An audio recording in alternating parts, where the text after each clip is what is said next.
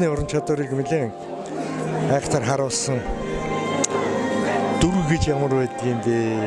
Дүрийн судалгаа гэдэг ч юм уу.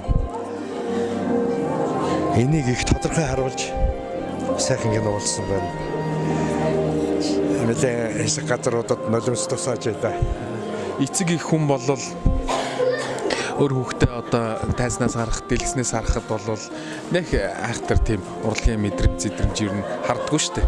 Ер нь нүд хайр хоёр л харж яадаг. Хүүхдүүд дээрээ маш их бахархлаа. Кино дуусаад одногчиг ярьж байгаа хооронд ээж рүүгээ мессеж чиглэл амжилтаа. Тэгээд угаасаа амьдралын хамгийн үн цэнтэй амьд бурхнаа бид нар хайрлахгүй ээж өөр юуг хайрлаж чадах юм те. Тэгэхээр ийм айгуу том агуулгыг хүндсэн маш гайхалтай бүтээл болж ял гэж хэлмээр нэг студийнхандаа баяр хүргэе. Амар хөндрөх болоо гэсэн чинь харин ч гайгүй. Ер нь маш олон зүйлийг эргцүүлж бодох, завж хөлөөг олгосон. Бараг киноны турш би бол ер нь кино үзэж байхдаа би уцаа харах айгаа дуртай. Учир нь хүүхдүүд рүүгээ санаа зовж те. Би уцаач хараагүй.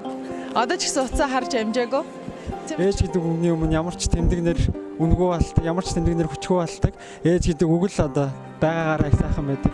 Тэр бүхний яг одоо их хүний ээжийн тухай киног яг их хүн бодож байгаа хэлсэн тэгж санагдаа надад. Одоо миний ээж шүү дээ. Энэ мундаг хүн миний ээж гэмүү цаанаасаа л огшоол ингээл баярлал. Ер нь айгу огшд юм байлаа, барахтай юм байлаа. Цааны түүний оролцоог хөдөлгөөн бүрэлдэхүүн ирсэн таатай чинсэлээсээ баярлалаа чиглэн. Энэ маш энгийн бид мэддэг юм шиг хэрнээ мэддгүү юм шиг их энгийн ойлгомжтой хэрнээ сандгүй юм шиг ийм их нэгэн хайрыг энд өгүүлсэн.